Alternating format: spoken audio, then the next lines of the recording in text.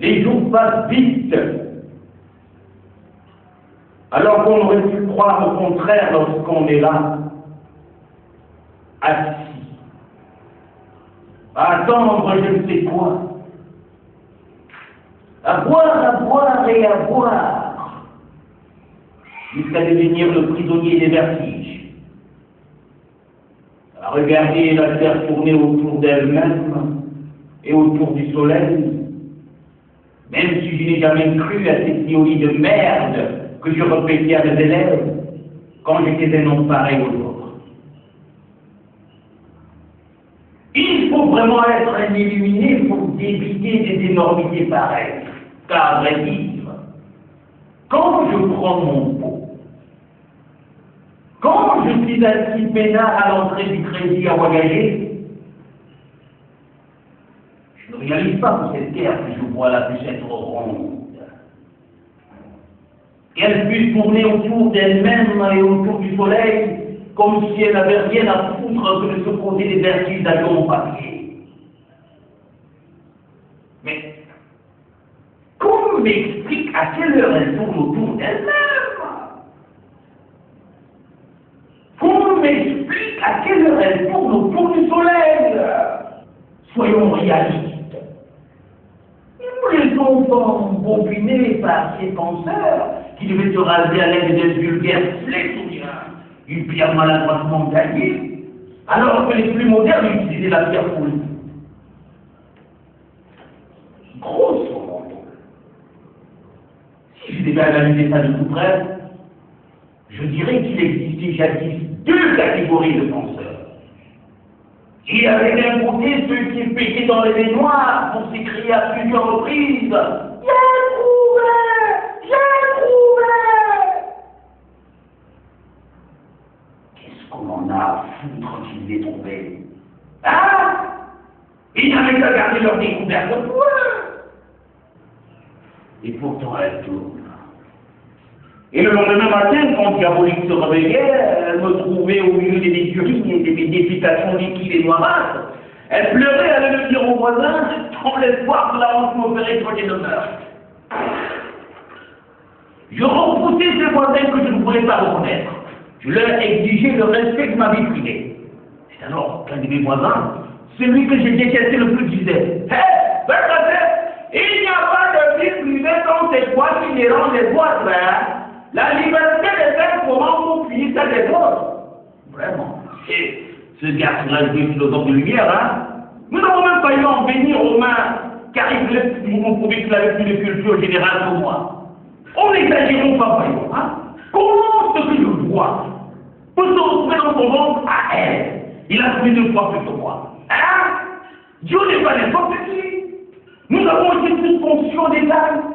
Il n'y a pas de relation invisible entre deux êtres humains distincts. À chacun sa peine, à chacun son intestin grêle et son pancréas.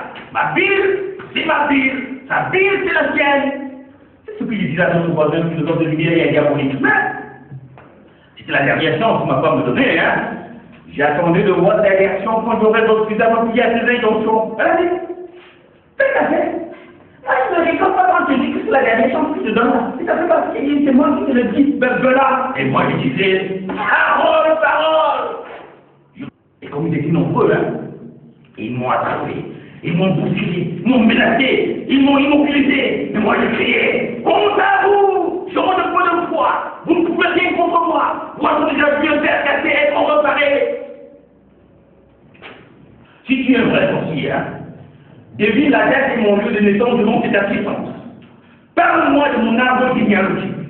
Montre-nous la preuve de la science occulte. Ah! Ma belle famille a ouvert les gros yeux. Ils m'ont crié dessus. Ils ont crié out le côté avant d'arrêter ma comédie, sous peine de voir la divine colère s'abattre sur moi au moment où s'établissait la transmission entre des robots et les antennes. Ils m'ont poussé contre le mur et moi, je n'ai pas arrêté mon mensonge. J'ai dit oui, parce que les vrais sorciers de Lougoulou, mon village natal, sont capables de deviner la date et les lieux de naissance. Toi, tu n'en es pas capable. Je le sais. Et tu le sais toi-même. Mon calvaire n'était pas pour autant achevé, car Diabolique se plaignait toujours. J'étais sevré, non pas que mes disparus des jambes en l'air, les jours, les doux événements. moi qui suivais. Oh, j'aimais faire ça quand j'avais vu, hein. C'est bien de faire ça quand on a vu, hein. On a l'impression de planer, de prendre de l'altitude. Hein? Tiens, moi, je pue toujours. Il paraît que je puais, que je n'étais pas le même, que je ressemblais à Satan. Je ne pouvais pas non plus la voler, oh non! Il était accompagné des parents de mon frère élève qui pleuraient car il ne voulait pas sortir. Il voulait suivre son cours jusqu'à la fin. Il voulait suivre son chemin de l'école. Il ne voulait pas regretter plus tard l'enfant de son enfant. Et ces musiciens m'ont donné des coups de pied au cul. Je me suis battu comme un beau diable. Mon élève pleurait. Quand il me laissait défendre, je me suis rendu son combat. J'ai dit à mon élève, merci, mon ange. Tu es le plus grand de tous ceux qui me jettent la pierre. Tu es le plus grand, car tu es le seul à me comprendre. Ma croix est bien lourde, je le sais, mais je la porterai jusqu'au bout sans gêne. Oh, ne pleure pas, mon enfant. Nous rejoindrons pas. Diaboline ne comprenait pas mon penchant pour la boisson, hein. Elle expliquait comme elle pouvait. Elle parlait de la mort de ma mère pour le justifier. Mais qu'est-ce qu'elle connaissait de la mort de ma mère? Qu'est-ce qu'elle pouvait bien savoir de plus que ces raisons du chapitre 300? Moi, je n'aimais pas lorsqu'elle évoquait de la mort de ma mère. C'est là qu'ils m'ont porté des lignes agressives. Or, j'ai toujours silencé mes pulsions. Je ne me suis jamais laissé aller à la colère. Mais je jure que j'ai tout voulu refaire ma vie, en rapetisser les pans, en raccommoder les trous, ne plus côtoyer le de la nouvelle eau. Mais est-ce que c'était ma faute si on m'avait rayé de la fonction publique? Je jure que j'ai tout voulu être enseignant. Je jure que j'ai tout voulu être entouré de mes élèves. Je jure que j'ai tout voulu leur enseigner la table de multiplication. Je jure que j'ai tout voulu leur enseigner le participe passé en plein avec leur suivi à voir. Et qui s'accorde, s'accorde pas, selon qu'il pleut, on ne pleut pas, selon qu'il fait jour ou nuit. Et mes pauvres élèves, les bêtiers, les désemparés, et même révoltés, pour poser la question de savoir pourquoi ce participe passé qui s'accorde aujourd'hui à 16 heures ne s'était pas accordé hier à 12 heures dans la pause café. Et moi, je leur ai expliqué que, en ce qui concerne la langue française, les exceptions étaient plus importantes que les règles. Quand ils auront appris et compris toutes les exceptions de cette langue aux humeurs météorologiques, les règles viendraient d'elles-mêmes. Elles soulèveraient les sources. Ils se moqueraient même de la spectacle de la phrase lorsqu'ils auront appris et compris que la langue française n'est pas un long fleuve tranquille, mais un fleuve à détourner.